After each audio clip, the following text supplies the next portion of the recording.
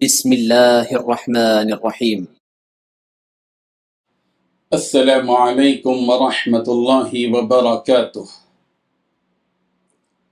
الحمد لله وكفى وسلام على عباده الذين اصطفى أما بعد. حاضرین و ناظرین، یہ درس نمبر 2346 ہے اور آج سورۃ اللیل کی 3 آیتوں کی تلاوت اور تشریح کی جائے گی۔ اعوذ باللہ من الشیطان الرجیم، بسم اللہ الرحمن الرحیم۔ وَأَمَّا مَن بَخِلَ وَاسْتَغْنَى وَكَذَّبَ بِالْحُسْنَى فَسَنُيَسِّرُهُ لِلْعُسْرَى صدق اللہ العظیم۔ لفظی ترجمہ یوں ہے، وَأَمَّا مَن، اور لیکن جس نے بخیلا، بخل کیا، واستغنا، اور بے پرواہ ہوا، وَكَذَّبَ، اور اس نے جھٹلایا، بالحسنى، نیک بات کو، فَسَنُيَسِّرُهُ، تو یقیناً ہم اسے سہولت دیں گے، لِلْعُسْرَى، مشکل راہ کے لیے۔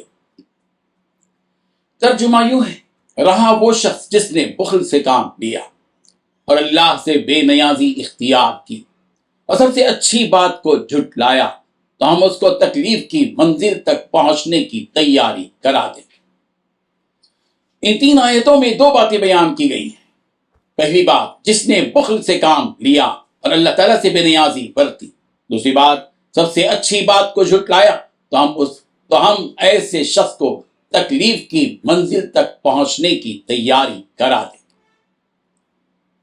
بزرگان محترم، ان آیتوں میں ناکام و نامراد شخص کون ہے اور اس کے ساتھ کیا معاملہ کیا جائے گا بیان کیا جا رہا ہے۔ چنانچہ فرمایا کہ جس نے اللہ تعالیٰ کے دیے ہوئے مال میں بخل کیا اور اسے اللہ کی راہ میں خرچ نہیں کیا، نہیں کسی مفلس کی مدد کی اور نہ کسی محتاج کی حاجت روائی کی، نہ کسی بھوکے کو کھانا کھلایا اور نہ کسی ضرورت مند کی ضرورت کو پورا کیا، اور اپنے آپ کو اللہ تعالیٰ کی عطا اور اس کی نوازشوں سے بے نیاز سمجھا اور اللہ تعالیٰ کے سامنے عاجزی اختیار نہیں کی، اور دنیا کی زوال پذیر نعمتوں کے بدلے آخرت کی لازوال نعمتوں سے بے اعتنائی اور لاپرواہی برتی اور خیر کی باتوں کا انکار کیا، کلمہ توحید کو جھٹلایا، جنت اور وہاں کے ملنے والے انعامات کو سچا نہیں جانا، تو ایسے شخص کے لیے رب ذوالجلال فرما رہے ہیں کہ ہم تکلیف دہ منزل تک، یعنی جہنم تک پہنچنے، دوزخ تک پہنچنے کی تیاری کرا دیں۔ یعنی وہ اس دنیا میں ایسے کام کرے گا جو اسے جہنم تک لے جائیں گے، جہاں اس کا ٹھکانہ مقرر ہوگا۔ ان آیتوں سے بخل کی مذمت معلوم ہوتی ہے کہ وہ اللہ تعالیٰ کے یہاں ناپسندیدہ چیز ہے۔ اللہ تعالیٰ کو سخی محبوب ہے، نہ کہ کنجوسی اور بخل کرنے والا۔ لیکن ہر جگہ خرچ کرنے کو سخاوت نہیں کہا جاتا، بلکہ ان جگہوں میں خرچ کرنا جہاں خرچ کرنا مقصود ہو، اس کو سخاوت کہا جاتا ہے۔ فضول خرچی کرنا اس کو سخاوت نہیں کہتے۔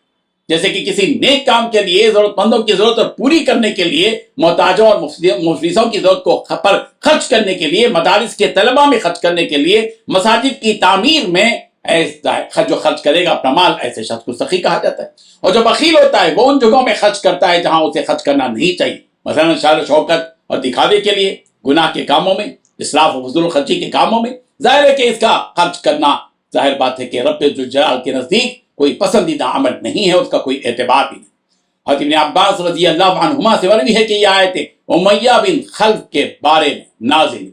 اللہ تبارک و تعالی ہم سب کو بخل سے، کنجوسی سے حفاظت فرمائے اور اللہ کی راہ میں اپنے مال کو خرچ کرنے کی توفیق بخشے، آمین۔ وآخر دعوانا ان الحمدللہ رب العالمین۔ ڈیلی درس قرآن کو سبسکرائب کیجئے، اپنے تاثرات اور مشورے ارسال کیجئے اور اپنے متعلقین کا گروپ بنا کر انہیں روزانہ درس قرآن بھیجئے اور اجر و ثواب پائیے۔ جزاکم اللہ خیر۔